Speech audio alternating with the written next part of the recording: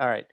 Okay, so uh, today's installment of Live with Search Engine Land is about top of the funnel versus bottom of the funnel strategies, and what should marketers be doing right now? Where should they be focusing their energy and their campaigns? And before we get into that discussion, I'd like each of our guests, I'm Greg Sterling, I'm a contributing editor of Search Engine Land. I'd like each of our guests to introduce themselves and tell us what they do a little bit, and then we'll jump into the conversation. So, Amy, since you're on my screen at the bottom here, why don't you start? Okay. I am Amy Bishop and I own Cultivative, which is a digital media agency. So I manage performance media, work directly with clients, and really focus on data-driven marketing and getting results. Okay, Chris, why don't you go next? Sure. Chris Kelly, founder and CEO of Survata. We measure the brand outcomes of advertising cross-channel for different brands, agencies, and publishers. Cool. And then by default, I'm last. I am Michelle Morgan. I'm the Director of Client Services at Clix Marketing. We are a full service PPC agency. We've been focusing on just the paid advertising campaigns for all the major channels, Google, Bing, Facebook, all that kind of stuff. So like Amy, I work directly with clients, help develop strategy, execute on that strategy, and try and hit everybody's goals. Okay, so I think let me sort of set the stage a little bit because I think it's very timely. But when we initially talked about doing this subject, many of these results had not come out. This week, we've seen a bunch of earnings from Google, from Facebook, from Twitter. Who else? Somebody else. I'm blanking. Microsoft, indeed, and all of them, to varying degrees, said the same thing. We saw a lot of strong brand advertising dollars at the beginning of the year. And then when March hit, when the pandemic really kicked in and the lockdown started, those dollars all evaporated. But the performance ad spend maintained, at similar or the same levels as prior to the outbreak. So this is really interesting. My bias, just to be upfront, is that brand advertising is really important. Obviously, that's part of the genesis of this session. But we're seeing that stuff go away for the most part. Are you guys seeing similar things happening with your clients? And what do you think about that? What do you think about all these marketers, sort of the flight to performance or the flight away from brand? Yeah, so I'll start. It's been really interesting. So it's varied a little bit for me on a client by client basis, but definitely in the grand scheme of things, I've seen a lot of people appearing to pull out of what would be higher funnel channels a lot of times. And eMarketer recently released a survey, and they showed that social ads were hit among the hardest, and then video ads were not far behind as far as what people were kind of pulling out of. And I have had a few clients that have really wanted to move their media spend to lower in the funnel, but a lot of them have stayed in the upper part of the funnel. And for those that have stayed, they've seen really nice performance because their CPMs are decreasing with just having more access to inventory, having less competition in that inventory. So I think if you can stay, if you can make it work with your budget, and if you see the results, then it really makes sense to kind of try to stay in that top of funnel. Or if you haven't been doing top of funnel, it might even actually be the right time to try because there's just a lot more or a lot less competition, which makes it a lot more affordable in some cases. Yeah, I think from kind of in the same vein, I think that there have been a number of people that kind of went away from brand advertising to start, at least. A lot of the folks that I work with that were doing any sort of higher funnel, top of funnel type of targeting, they either turn that off because it normally doesn't generate those, like you said, those performance metrics, the bottom funnel metrics that people need. And their company was kind of on the bubble, if you will, and really needed to make sure that the money was spent on either employees or the business and little being done on the branding just to keep the business alive, which makes sense. But some of them that slowed on the branding front actually just did it because they wanted to make sure that the message that they got out was relevant for the time. They didn't think that the message that they had prior was appropriate, if you will, for the changing landscape. So they kind of pulled back a little bit and then came back in top of funnel with a little bit different message, different call to action. And then I did actually have some folks that we were working with that weren't doing any top of funnel type of targeting, but for better or worse, this type of market works out well for them. And the different solutions that people need during this time is kind of what they provide. So we actually started doing top of funnel, some brand marketing, that sort of thing for those companies, because like Amy said, the competition is a lot lower, the inventory is higher because people are on like social channels a lot more. So we're seeing some pretty good performance out of those. So Chris, what are you seeing from your customers and your clients? Yeah. So we have a selection bias here because all we do is measure the brand campaigns, not performance campaigns. So brands and agencies use our platform if they want to measure those top of funnel KPIs like awareness, consideration, intent, favorability, message association. So just acknowledging that bias of what we're seeing. But we've actually seen in some ways some opposite data points or some countervailing data points. So certainly by no means has to have things gone to zero. Certainly we've seen canceled campaigns here and there and some non-trivial pullback, but not the bloodbath that you'd expect thinking based on some of those earnings calls you mentioned, Greg. And I think some of the reasons for that are, one, there's advertisers we're talking to who are they can't deliver their product to consumers as they normally can. So you can't drive consumers to a test drive. You can't drive people to hop on a flight, but you still want to stay top of mind and keep that awareness. All you're left with is brand metrics. And we've also seen some interesting nuance in categories where we've heard advertisers say, "Hey, my product is running out in stores, so I'm very careful about driving people to offline purchases if I don't have a sense if my product's even there." So that would make you be careful with exactly what you're dumping into lower funnel campaigns if you're not in an e-commerce environment, but an offline environment, and pushing forth some of those top of funnel metrics. And we've seen what you guys mentioned around the inventory and pricing advantage. A ton of shift to CTV. CTV is on fire right now. So we've seen a lot of movement of advertisers who hadn't bothered ramping up CTV, or CTV was too expensive before, moving in there, often with brand messaging. And we've also seen some great work by brands thinking through how you frame their product in light of COVID. So if their product is still relevant, or even more relevant during COVID, if it's something like a cleaning product, for example, you want to not be opportunistic and look like you're overtly profiting off a crisis, but you have to still tell a very relevant message. So a lot of great work by brand storytellers out there to stay relevant during a time that you have to be careful with what you're messaging to consumers. So I want to ask Michelle and Amy about performance marketing a little bit. Is performance marketing working for your customers? I mean, performance marketing can mean a lot of different things in a lot of different contexts, but my instinct is that unless you're in an e-commerce environment, there's not a lot of successful performance marketing actually happening. Is that completely wrong? It is for some of my accounts, yes.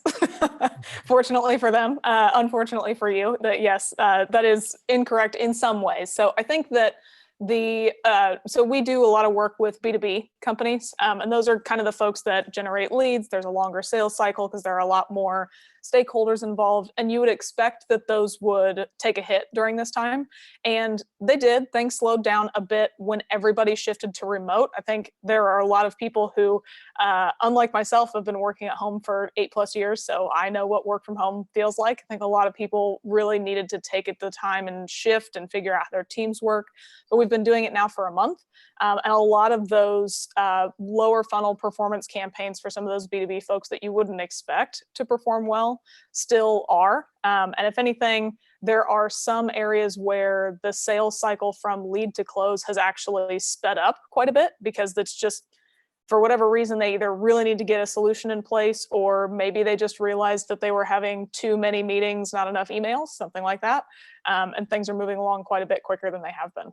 Are you able to be a bit more specific about what you're seeing that's performing really well without revealing client confidential information?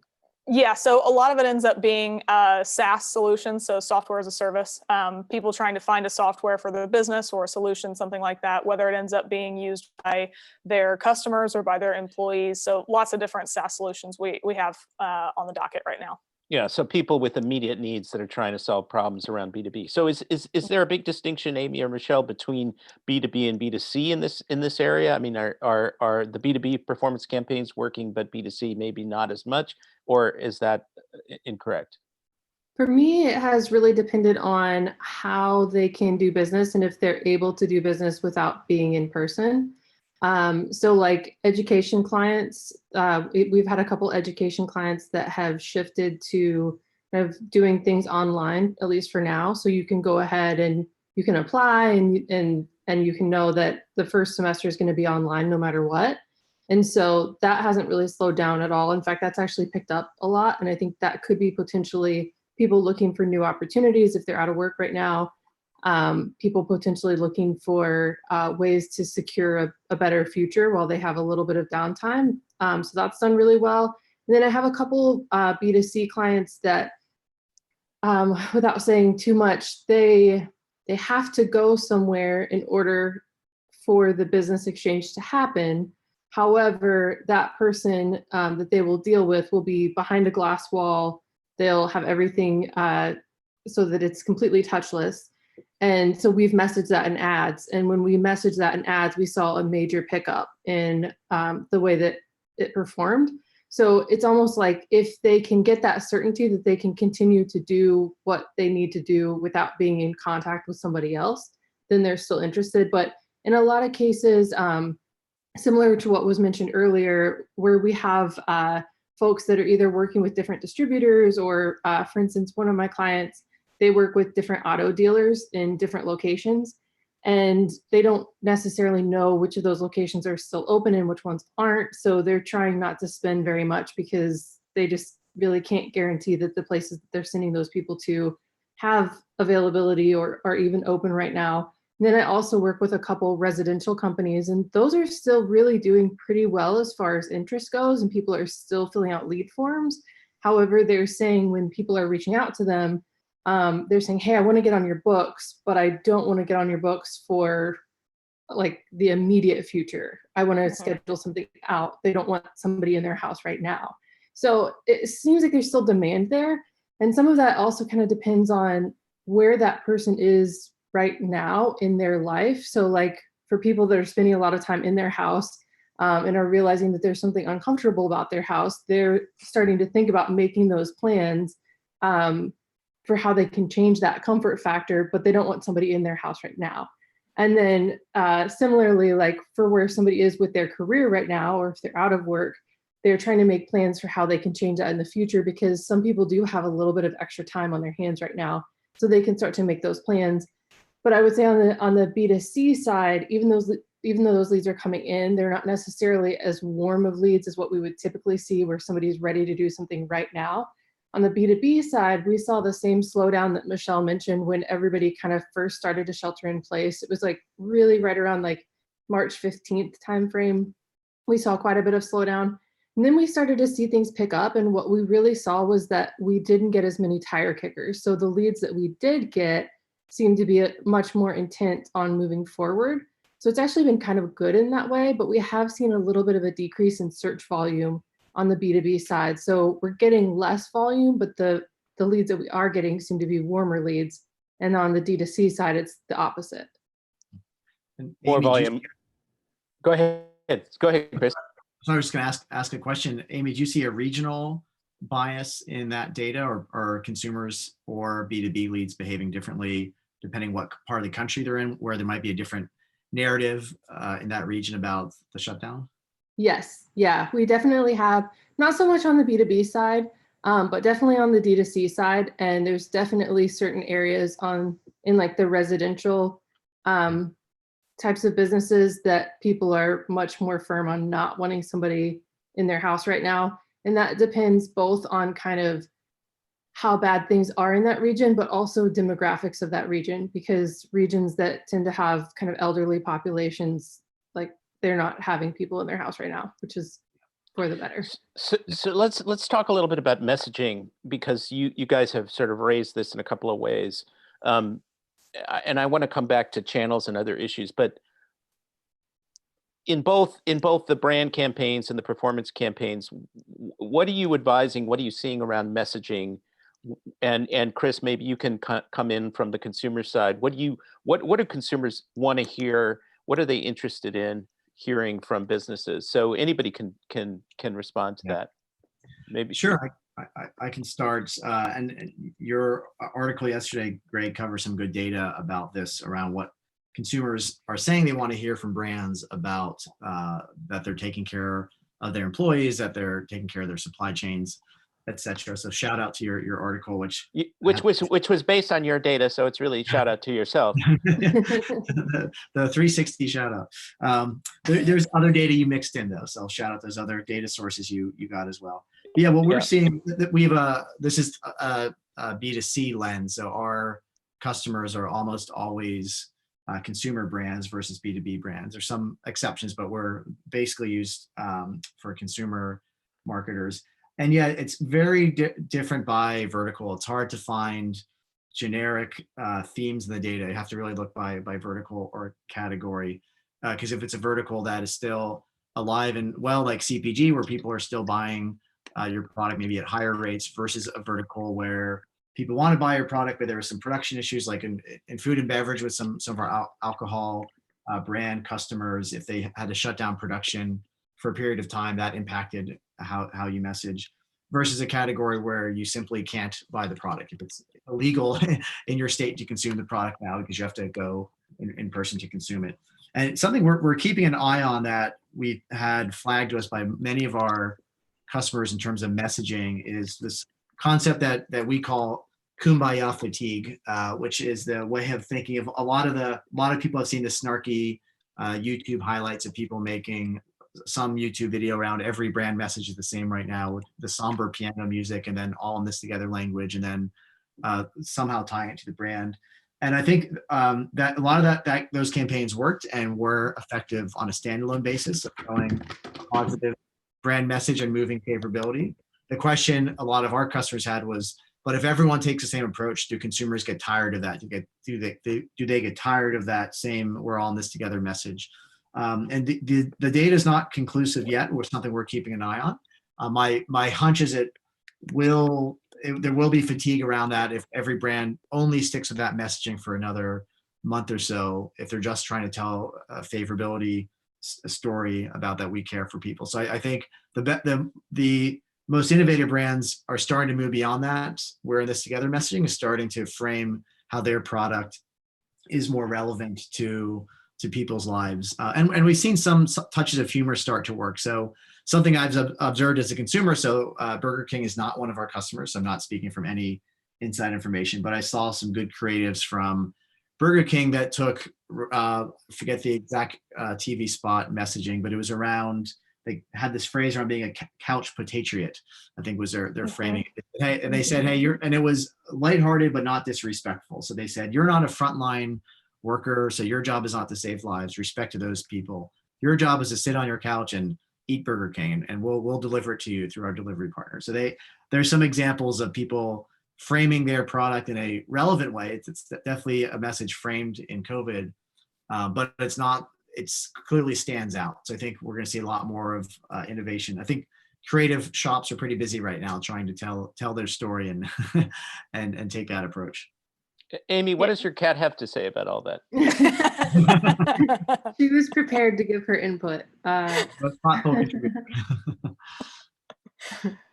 No, I'm sorry, Michelle, you were going to jump in.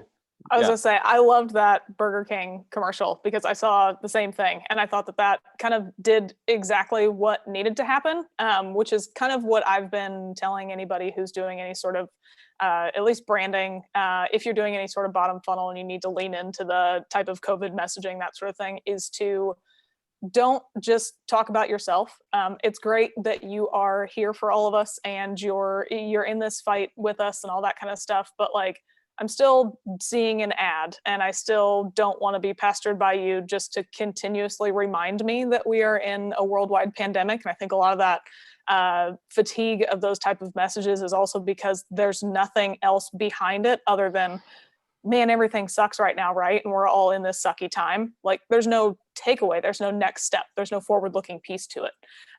That's my personal take on it. Some people might love them, but I get irritated if you're not telling me what the next thing is. So anything that we've been doing messaging-wise is kind of acknowledging what is going on, but also how can we help specifically because what is going on? Either educate somebody on something that you can do for your business after all this comes back, or what you should be doing now, or something along those lines.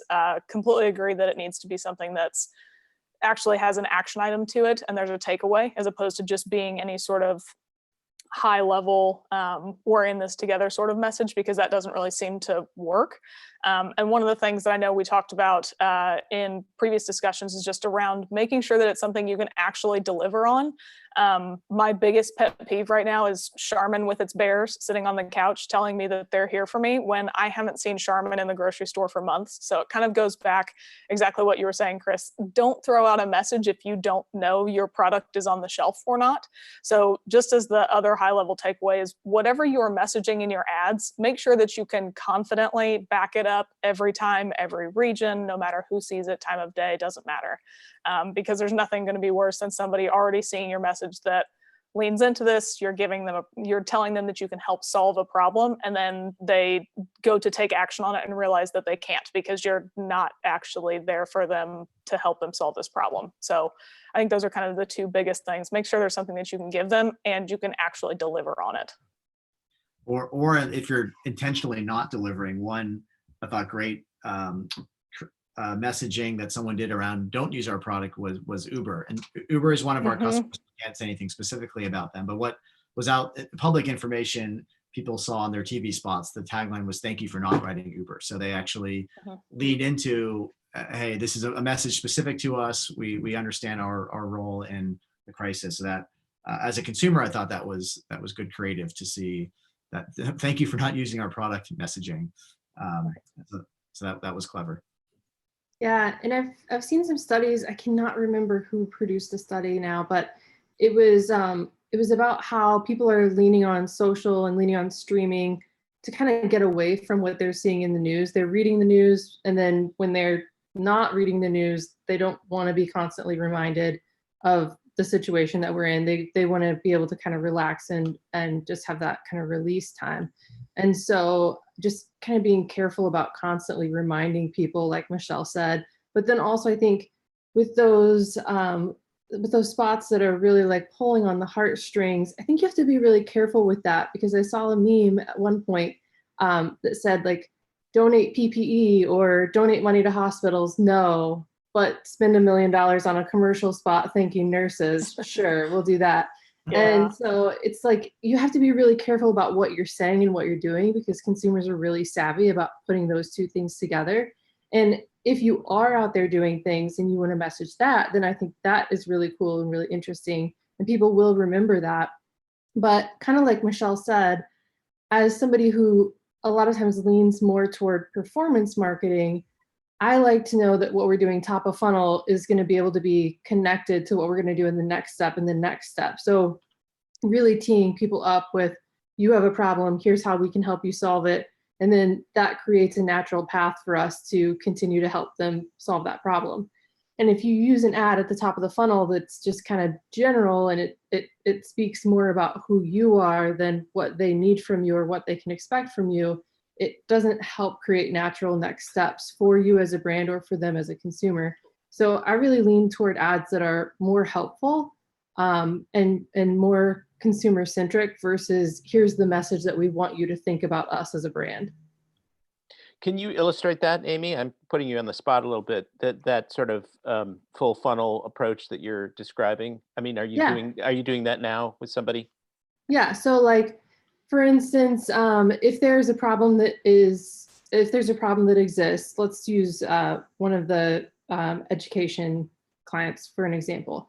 If there's a problem that exists, and let's say that that problem is that you either currently don't have a job or you have a job, but it doesn't pay very well, then the message top of funnel might be, here's how quickly you can get a degree, or the message might be, you can start your degree now online from the comfort of your own home, things like that. And so there's a problem that we are sort of aware that they're probably having based upon certain attributes that we can identify. So we get in front of them even when they're not looking for us, and we start seeding that message. And then based upon their actions and how they engage with us, then we can remarket to them with kind of lower funnel content that tells them a little bit more about how to get started, and different white papers around other people that have been to the school, different content, things like that, to kind of manage expectations and what that path looks like to kind of get them moving down that path.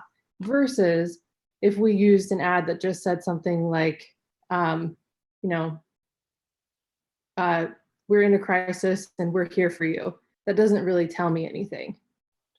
So Michelle, do you have any comparable examples of how you're sort of marrying the two, a sort of a top of funnel with the next steps and lower funnel campaign that you can give to illustrate? Yeah, so we've got one company that kind of it's not conferencing really, but it's online software that kind of allows you to get your employees up to speed quickly or changing things. So kind of like a training solution, something like that. And at the top of the funnel, we're talking about how people can actually engage with their teams in remote ways, because that's something that they never really had to do before. Everybody kind of just showed up in the conference room and that's what you did. So trying to talk to people about the types of trainings, the types of events that you need to have are possible in the current environment. And then later down the funnel, it's something where we're saying, okay, do you want to talk to a salesperson and actually figure out how this could be customized for your company and customized for your group? So a lot of kind of what Amy was saying, but making sure that at the top of the funnel, it's kind of telling people, this is what we can actually provide as a solution to the problem that you're in now. And then as people get further down the funnel, like, let's figure out the specifics of how that works for you. So on the topic of messaging, sort of we're now at a transition point, rightly or wrongly, wisely or foolishly, in the society where we're moving from complete lockdowns in many places to partial lockdowns, or things are opening up and there's going to be a lot of confusion. How do you guys, and Chris, join this, please. How do you guys think about navigating this next phase from a messaging standpoint?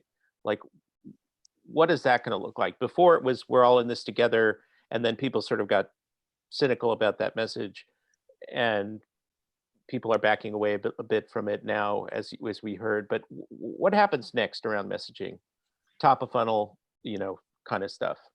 Yeah, we certainly have some customers who are itching to get back to business as usual and get back to the evergreen messaging and evergreen storytelling. But they're also spinning up this ramping up messaging, as you're saying.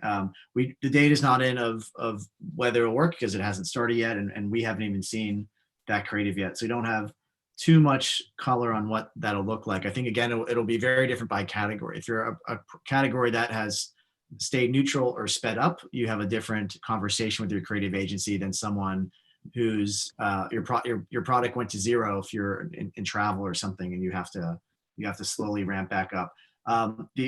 Some obvious things that I've seen from outside of our work with customers, just across the ecosystem, is of safety messaging. So a lot of things we'll hear this summer will be about why the airline is thinking about your safety, and why the whatever mode of transportation think about your safety, and why the restaurant is thinking about your safety, and all the innovation we've seen at restaurants and local businesses to make the front door the pickup window, things like that will keep being highlighted. So certainly a safety theme to it, but we've also seen some brands start to get ready for wave 2. So we've had conversations with customers who are building their breakout playbooks. So the next time there is some type of outbreak, that they understand how to deal with this. They don't want to be caught flat-footed. So I think every CMO will have that outbreak playbook in her or his desk for a while, certainly this fall. And a lot of attention is already being given to, hey, if this comes back in the fall, what do we do? Let's not be caught flat-footed again. So that's taking up some brain power from CMOs right now versus how do we just message the recovery in the summer, then assume things get back to normal forever. I think there's still some healthy pessimism that there could be a recurrence of some of these issues in the fall. And I think there's some expectation setting too. So a lot of businesses that have had to pivot or shift to continue to do business, because it is becoming such a polarized topic of when and where we should reopen and at what speeds and what the different kind of regulations and steps should be to handle those reopenings. Even when things do start to reopen, there's going to be a group of people that are ready to go back to normal, and there's going to be a group of people that are not ready to go back to normal. So kind of being able to share your message of, here are the different ways that we can operate, here are your options, I think will be important. So if I still only want to do carry out from restaurants that didn't typically do carry out, is that still available? Things like that. If I'm one of those people that isn't quite ready to just go dine in. And I think that should be a part of the messaging, at least for a while, to kind of help people to know what their choices are and what their options are. Are we entering a time that's a bit more risky for brands in terms of this messaging? You know, I mean, you're illustrating, Amy, the complexity, I think, of speaking to different audiences. But what are the risks for brands as we sort of move into the reopening phase and you know, they start communicating differently? I think that there are risks because when we initially started and it was, we're all in this together, that was a really nice message and everybody kind of felt like, okay, we're all doing this. But now it's becoming just so fragmented in the different opinions and it's becoming really, really polarized. So I think brands have to be a little bit careful about what they say because it could rub one group the wrong way. If they're like, yeehaw, we're open again, and then there's this group of people that doesn't think they should be open. So I do think that there's a little bit more risk and you have to be kind of careful. On that Yeah. point, I was seeing, sorry, Michelle, on that point, I was seeing there's been some local backlash against some businesses that are moving to reopen out of economic necessity. And people are saying, oh, let's boycott this business because they're obviously part of the spreader coalition, whatever, you know, that kind of stuff. But Michelle, go ahead. What were you going to say?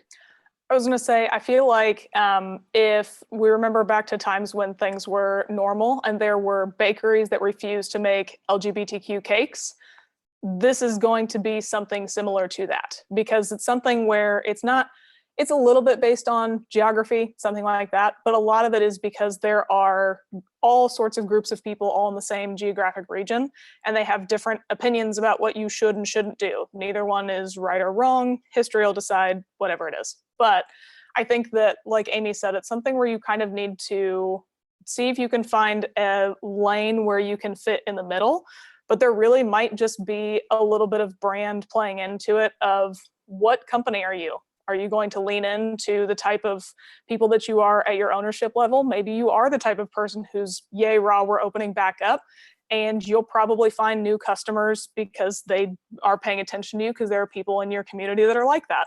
Or are you going to be somebody who stays more, I was going to say conservative, but that's not really the right way to do it since this Cautious? is political.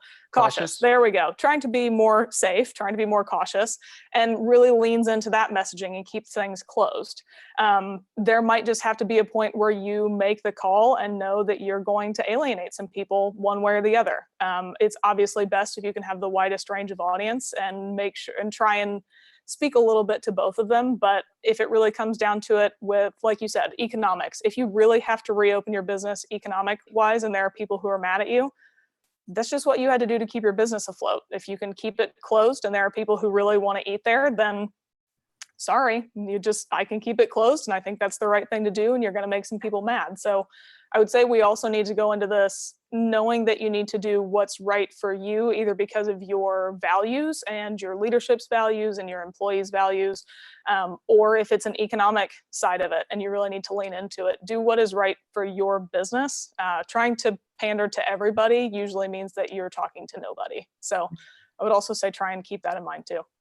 Be interesting to see how programmatic for digital plays a role here, because of course programmatic has the promise of letting you give different messages to different audiences, more in a safer sense. If I can stress this feature to that audience and that feature to that audience. This, of course, is different. You can't have 180-degree messaging of we support opening or we don't support opening, and I'm going to show the banner ad based on which programmatic cookie pool the person's in. So that won't work. But it's interesting to see if there's slightly nuanced, some wiggle room, as you talked about. You can't say alternative message to both types of people if there are in an oversimplified sense, kind of two types of consumers out there, the kind of pro-opening and anti-opening. But it will be interesting to see if anyone is using kind of their audience segmentation tools to have a little wiggle room of what you stress based on, hey, I know this person's some behavioral trait, or if I think political affiliations is tied to their view of COVID, or kids and household signals are tied to their views of COVID. So it'll be interesting to see if that plays out. I haven't seen anyone get really creative with that, but I'm sure some programmatic teams are certainly thinking about it out there. Well, one of the things that oh, go ahead. I was going to say, I think you have to be a little bit careful though, because it's kind of like one of those things where anything you put out into the internet is always there. Yeah. And so, yeah, the last thing that you want is to become a thread on Reddit, and then somebody else is like, wait a minute, this is the ad that I saw. And it's almost like the more sophisticated that you could get with that, the greater risk that you're taking. Oh yeah, no, I think you have to be super careful. Totally agree. You have to be careful, because if the messages are 180 degrees apart, you assume someone's going to screenshot them and put them on Twitter. And hey, I was in both programmatic audiences, so I saw different ads in different browsers. So yeah, you certainly have to be extremely careful. So we haven't seen anyone do it. I would bet people will try to have a little wiggle room. Maybe they just emphasize slightly different parts of their message to people, but yeah, it could be playing with fire. The IAB put out a report this week about sort of the next installment in their ongoing survey of media buyers in this environment. And one of the things that was interesting is there was local geotargeting was seeing an increase. So people doing more geotargeted advertising, which is suggestive of this kind of idea that we're going to target different messages to different populations based on what's going on in those localities. I don't know how sustainable that is as things get really kind of crazy and complicated, but that's sort of an interesting inference from that finding. Let's talk a little bit about measurement, because that's something I wanted to get to and we haven't yet spoken about it. So if people really are recognizing this as an opportunity to really communicate about the brand and to advance the brand, that's one of the hard things to sell internally to a budget sort of deprived company. How do you measure top of funnel campaigns? Talk a little bit about that. For me, it's a lot of creating audiences off of those campaigns and then monitoring their performance lower funnel to make sure that you're actually getting lower funnel movement from those audiences. Then also remarketing those audiences to continue to re-engage them. And anytime we're doing something top of funnel, there should always be a next step. Here's what we're going to do next. Because the biggest thing with top of funnel is a lot of people think that it doesn't work. And that's because they do top of funnel and then they do bottom of funnel and they don't have anything connecting them. So making sure that we're always kind of teeing ourselves up for the next shot. Monitoring view through conversions as well. I don't put as much weight on view through conversions, but depending on kind of your goals, and if your focus is on scale and your focus is on trying to grow your market share, then view through conversions can be really valuable to look at. But then also just monitoring your branded search lift as well as you launch these campaigns to make sure that you're seeing that impact lower funnel as well. Yeah, I would have to follow up on all of those. We can just check all those boxes and say, yes, you are supposed to do all of those things. A lot of those are what we like to do to keep tabs on everything. And I think the only one that I would add is, funny enough, something that I learned from Amy is making audiences in Google Analytics. You didn't even talk about this. And following through your, basically making custom segments based on where people came from in Google Analytics, and then tracking how those users who first came to your site from those segments, from those top of funnel campaigns, engage with your website, engage with your different calls to actions, that sort of thing, throughout the first click all the way through to whenever they close. So keeping an eye on that kind of stuff can also be really helpful too. Yeah, and I'll avoid plugging us because this is our business of measuring top of funnel campaigns. So a couple observations we've seen. One is just what types of measurement tools are available and what aren't. So a lot of our customers would be using maybe as a primary metric location lift from a top of funnel or mid funnel campaign, and maybe the brand lift they got from us was secondary. But if the location lift goes away in a world where you can't drive people to stores, we've seen some change in how they prioritize metrics based on the campaign goal. So that's been interesting to see as certain types of metrics go away, whether it's location lift or in-store sales. A lot of those metrics are obviously weaker right now. Not relevant in the e-commerce world. If you can drive someone to convert online, then this is not germane to that. But for people driving offline sales, their measurement toolkit has been slimmed down in the last few months. And then I've seen a lot of work around using audience tools, whether it's your DMP or whatnot, to try to identify these, what's one of our customers calls his crisis customers. So the people buying his brand's product who normally didn't. And he cited research from the 2008-2009 global financial crisis. I think it was from the Ehrenberg Bass Foundation, Byron Sharp's team, that said overall the rule of thumb was like 10% of crisis customers were retained by most brands. So a lot of people who rushed to you in 2008, 2009 didn't stick with you. So your brand story didn't actually expand to be inclusive of those consumers. So no one wants to have that happen, right? If you gain customers during COVID, you don't want to only keep 10% of them, you want to keep 100% of them. But you have to figure out who they are. You have to do a lot of audience segmentation, audience development work to understand why do they run to you? Do they run to you just because of price? Or in certain categories, there's been a shift of prioritization of feature and value. So in certain cleaning categories, for example, we've seen data that if people used to prioritize environmental friendliness over kind of the power, quote unquote, of the cleaning product, that could be flipped. And they may be running to just get the thing that kills the germs the most, and they might be deprioritizing. And taste the best as well. It's easily injectable. Goes down smooth. Right, Lysol. Injectability value prop, yes. Always goes down smooth. So that's interesting to see that crisis customer tracking and development. So, there's still a number of topics that we haven't covered. I don't want to go on too long, but this is interesting stuff. Let's come back to the channels question a little bit.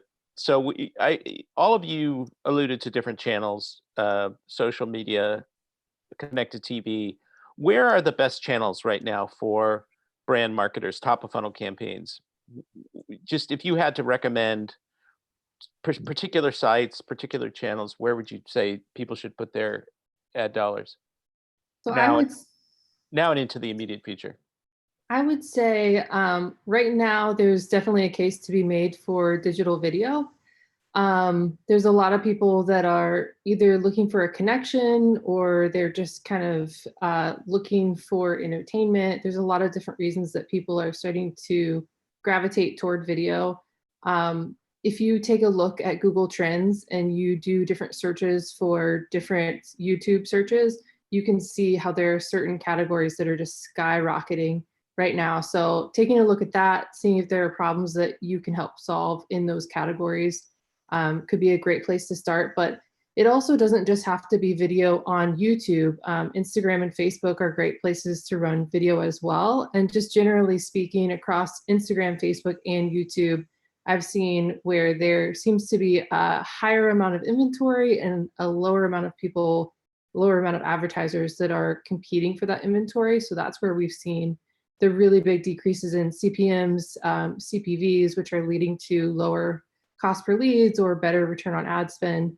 So I would say there's definitely some opportunity there if you're not already doing that. The search platforms are always good platforms too. If somebody's searching for you, then they have a need.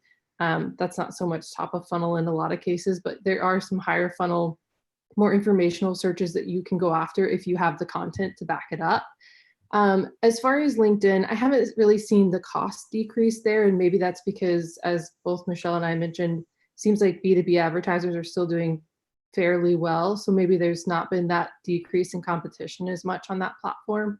But I would still recommend LinkedIn as far as demographic targeting and some of your targeting options that you have there that you don't have other places. Yeah, I'd have to echo a lot of that. I think the biggest places that we've seen, like I said, since I do a lot of B2B type of things, the top of funnel search keywords, we've developed completely new keyword lists, basically.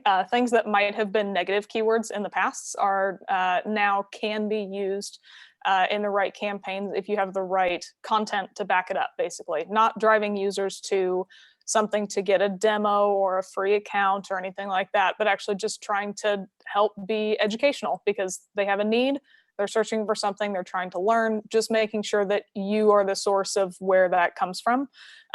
There's a stat at some point that people are like 131% more likely to engage with you if you've taught them something in the past, some metric along those lines. Don't quote me on it. So even just the fact that somebody might have a need now and they start to research and they've got a little bit of time, they're waiting around.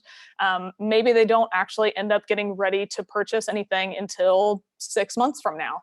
But when they go and search for your bottom of funnel keywords, if you're there to show up as well, they can remember that you were a part of their educational process and maybe they want to work with you because of that. So I really do like top of funnel search for that. But like Amy said, LinkedIn is another good one. The stuff we've seen work the best on that platform is around, again, educational content. LinkedIn is almost never great for bottom of funnel demo requests or any of that kind of stuff. It's just people don't go to LinkedIn for that. But the things we've seen work best are actually webinars that have been created for this type of time, kind of that remote training thing that I was talking about. They've been putting on webinars and whatnot, and those have been going gangbusters because we're able to target exactly who we need, exact people that need this type of thing right now. And it's a free webinar, so they can get in it. And then now they're in a nurture cycle for later on, but we're not going to bother them until a little bit more of this has passed, but trying to stay top of mind in that way. And I agree with Amy's point around video. You mentioned digital video, Amy, and to expand on that and build on that, I won't mention specific sites or publishers like you asked Greg, just to avoid conflicts of who we may work with or not work with. But as I mentioned earlier, CTV is very hot.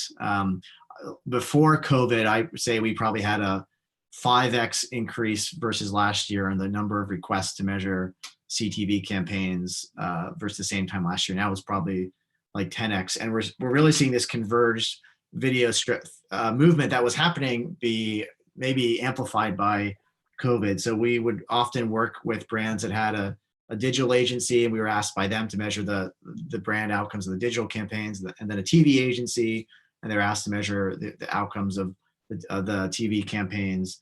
And a lot of the times those budgets are merging into just one converged video budget. We've seen that across dozens of different brands who are thinking that way. And within that, CTV is very powerful because it's everything we've read it to be, where it's the quote unquote best of both worlds of getting the full high attention, full engagement, full screen experience of television, but with the targeting and analytics and measurement capabilities of digital. So still tell us about some costs there for CTV. Can you quote some costs? Yeah, I've seen. I don't want to share anything by specific channels that we'd have access to, but I have seen some downward. I think some Amy and Michelle mentioned earlier some downward pressure on it from the explosion of inventory. So yeah, we've seen some channels where you'd be kind of over $30, over $40 CPM for digital video go under 20 just as the usage explodes. Now that's could be an ad hoc data point. I don't know the a universal stat across all of CTV, but have seen some movement. Certainly, CTV is not cheap compared. Television will never be cheap compared to other digital channels. So you're not going to see kind of single digit CPMs you could see elsewhere. But we are seeing some numbers that some relief as the supply expanded with consumers sitting on their couch watching OTT apps all day long without advertisers rushing in as fast to fill that supply. What I don't know is the word's out now. Advertisers are hearing about this, so they're running to CTV. Will the market adjust and bring those CPMs back up? I don't know that, and Amy and Michelle probably are closer to pricing data than I am, so they probably see the CPMs by channel a lot more than we do. I don't really pay attention. No? No. All right. At least from my perspective, I don't really pay attention as much to CPMs. I end up being more CPC basis. So those have gone down a little bit, but I can also tell you that my specific strategy for CPCs, at least on LinkedIn, is to always bid for the bargain basement. So there are literal minimums that you can bid on LinkedIn because they won't let you go lower than that. So I can't really say for certainty if things are a lot lower or not, unfortunately. So yeah, I would say typically CPM is not something that I pay close attention to, just because it's not typically the performance metric that really matters for our clients. But I have been paying closer attention to it just recently, noticing that in the wake of everything going on where you would expect things wouldn't be performing well, and then all of a sudden we start having bang up weeks, even beyond what would have already been considered good performance.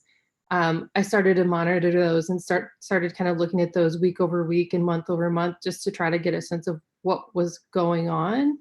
And so it's been really interesting, but I'm not comfortable necessarily speaking to them on a channel by channel basis, because I'm sure that it probably varies pretty widely by industry.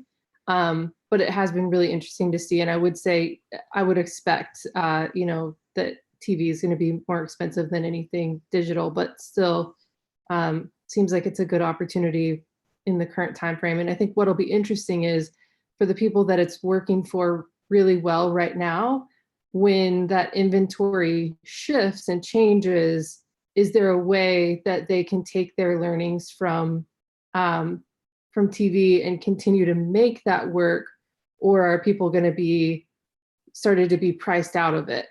And I don't know if anybody knows the answer to that, but it's just something. That's something that's been on my mind. That's been, I think, an interesting potential future topic. So let's move into the future a bit, as we come to the kind of end of this interesting discussion. What do you top of funnel campaigns, brand advertising going forward? Are there going to be any significant changes from what we've seen in the past based on this COVID-19 experience? What do you think will change in the next 6 months or a year, if anything? I think a lot of it depends on where we're at as a society, and it's probably going to vary a little bit by geography, depending on what's going on, because I think it was maybe Michelle that mentioned this earlier. Some of it just purely has to do with cash flow and how they can spend their money to be able to keep their doors open, and if they can prioritize marketing or not. So it's going to depend a little bit on how businesses are able to function and how they're doing business at that time. But I definitely think that there's going to be probably a higher sensitivity to messaging moving forward. So for instance, when this all started, one of the ads that I saw that was still going around on LinkedIn was like how to create a killer event strategy. And before this, like in December of last year, nobody would have thought anything about that ad. I mean, that would just be fine messaging and on brand for them. But in this time period, that doesn't work. And so I think there's going to be more sensitivity, but you have to stay on brand, but you also have to be careful about what your message is and just being really intentional with it. I think you just bring a bunch of people into a room. That's how you create a killer event strategy now. I was going to say, that's the way you do it now. Done and become done. a We lot just did it. I think one of the things is that I hope that I think we talked a little bit about how some businesses are pivoting. Places that didn't have carryout now have carryout. Places that are like some companies that didn't provide solutions, that sort of thing. They've kind of developed a new solution for that. I hope the thing that changes is that businesses that were able to pivot can continue to support those pivots, because there are going to be people who need those solutions ongoing. Like we talked about, not everybody is going to want to go back to work right away. I think I've seen some discussions in different circles about people of how much do you think work is going to go completely back to the office versus a lot of people staying remote. I have a feeling that we're never going to get quite back exactly where we were. We'll kind of finish out someplace in the middle. So it might even just be something that brand advertising needs to expand. You might need to find some new personas, because maybe if you're doing carry out now, you don't want to try and put together a big marketing campaign behind your trivia night at your local pub, because people aren't coming to your trivia night because they'd rather come pick something up. So you might start to see more work on the persona side, because maybe you can actually support a wider audience and hopefully solidify your business a little bit more. Because like I said earlier, you're speaking to more people and trying to broaden who you can reach. So I kind of hope that is one of the takeaways that we've had, that if your business was able to pivot, you can kind of continue that and reach out into an audience that you might not have had before, hopefully grow your business. That's a good point, because I think a lot of companies have, in order to just be able to stay relevant, they've had to think about how can we make this work for our customers instead of them making it work for themselves. How can we make it work for them? And there are a lot of things like you mentioned Burger King earlier. I'm pretty sure it was Burger King that now launched an app that you can like order in advance and maybe schedule delivery or something like that.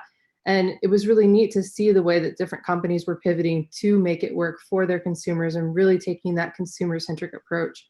So I'd love to see that continue. In theory, that's what should be happening all the time, right? I mean, you should be really focused on the customer experience and delivering against that. Yeah. Yeah. So, Chris, any thoughts about changes for brands going forward that you envision next 6 to 12 months?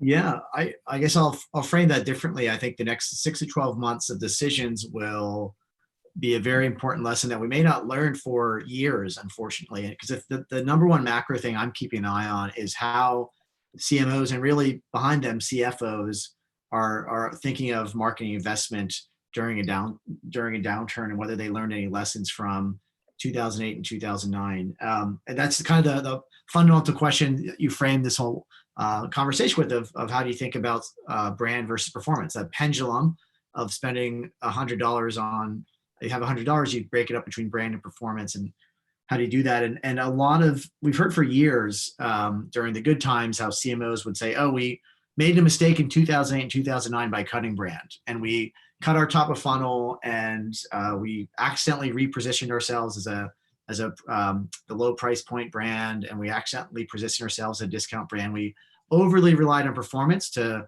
not get fired and not lose our jobs and not get in trouble for short-term goals during 0809 recession.